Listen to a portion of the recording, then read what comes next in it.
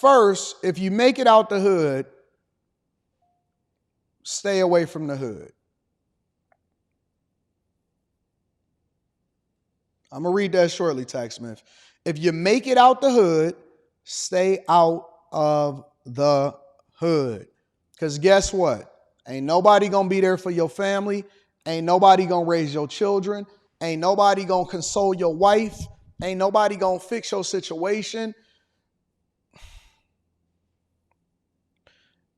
I know that somebody said that he was back for a turkey drive. That's cool. Nobody cares anymore. Nobody cares. I got two different things that I want to say about this, and then I want to move on to the next conversation. We are the most evil, toxic, I'm not going to say the most evil and toxic ever, but we don't have no more moral compass. Think about it. Dolph got killed, and then the person that killed Dolph or ordered the hit on Dolph, Big Jook, which is Gotti's older brother, he then get killed outside of a funeral that he's going for another funeral for another family member. And it don't matter how much money that you get. We looking at this YSL trial, and they millionaires and running it up and have the opportunity to change the trajectory of their family lineage. And guess what? All money did for them was make them more monsters than they was before. That's all money did for them, was that it made them more of the monsters that they were because they never developed the character that came with it. So even when it comes to the reparations conversation, right? Because separate from whether or not I think you deserve it or not, or I think that black people deserve reparations or not, separate from that, let's say hypothetically that you got it. What do you think would happen? You think you would automatically become a better person? Even a word in the scripture says, be faithful over little and I will make you ruler over much, which means that you have to prove yourself and then work from greatness to greatness to greatness to greatness. And so when I see people that are bad managers of their money, when I see people that are clowns, that exhibit clown behavior, that do bad things, you just going to do more of it. When you get it, you just going to be more of a menace to society. And no matter how much money that these guys made, no matter how rich they got, no matter how successful they were, we have a whole earth. We got a whole earth. We got a whole United States of America. You got a whole state that you can go. He can go to his side. You can go to your side. I don't even have to like you. But the one thing that I'm not going to do is I'm not going to disappear as far as be gone so that I can be an absentee follower. You telling me that they're warring over a city that most of the people in is poor, that we identify ourselves based on the place that we were born. So you, Memphis, you might as well change your name to Memphis then. You don't even know who came up with the name Memphis. Who named that city Memphis? Y'all are warring and y'all both got filthy rich, but then y'all still sitting there fighting with people that ain't got nothing, with people that's willing to kill you for less than $1,000. And I'm supposed to immerse myself in this environment as though I owe them something? Why would I do that? Why don't, with all of the resources and the money that we get, why we don't think? You smart enough and got the work ethic and got the talent to be able to get through it and get out of it, but you come back to it with no rhyme or reason of how it's going to affect you. I've seen people say stuff to me like, Anton, you weak, you a sucker because you walk around with security. Am I weak or am I wise? Anton, you spend a lot of money. Yeah, I do. You're right. Because it only takes one knucklehead, one opportunity to do the wrong thing, trying to come up. And I plan on making all of this money so that I can spend it and be here forever. Why would I put myself in harm's way just to prove to people that don't have anything that I'm still one of them. They still not going to see you as one of them. They still can't relate to you. They still not rocking with you.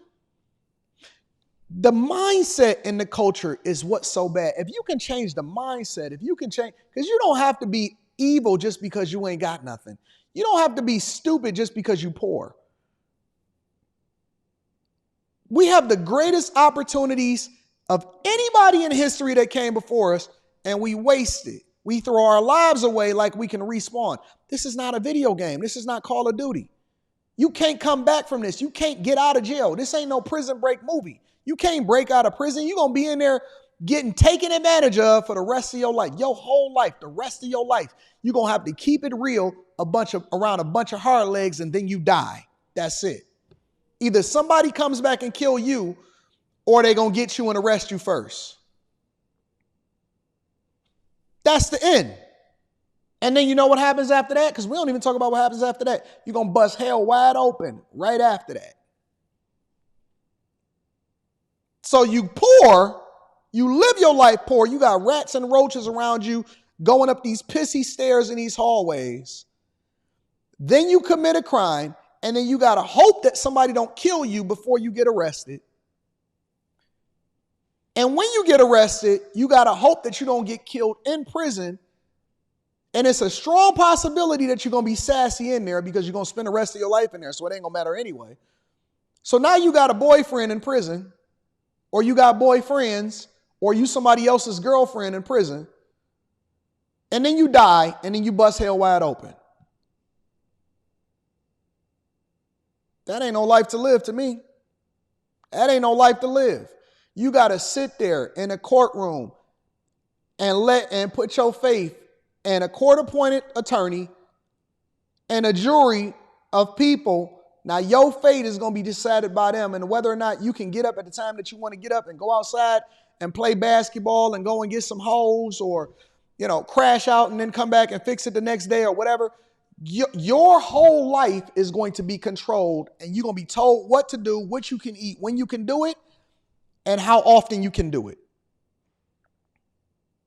And if you go to bed that night and your boyfriend decides that he want to pull you off of that top bunk, of whether or not he going to make you a bottom. What kind of life is that? What type of life is that to live? He going to wake up in the middle of the night on rock hard, and he going to be like, man, going to look up.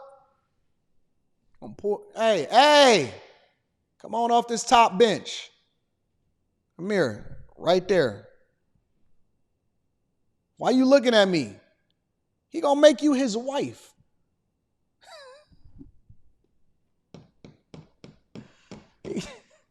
You gotta fight for your virginity. You gotta fight for your virginity. These guys that be sitting on these live streams talking about how real. Oh, Anton don't know what he talking about. It's real in the field. It's hard in these.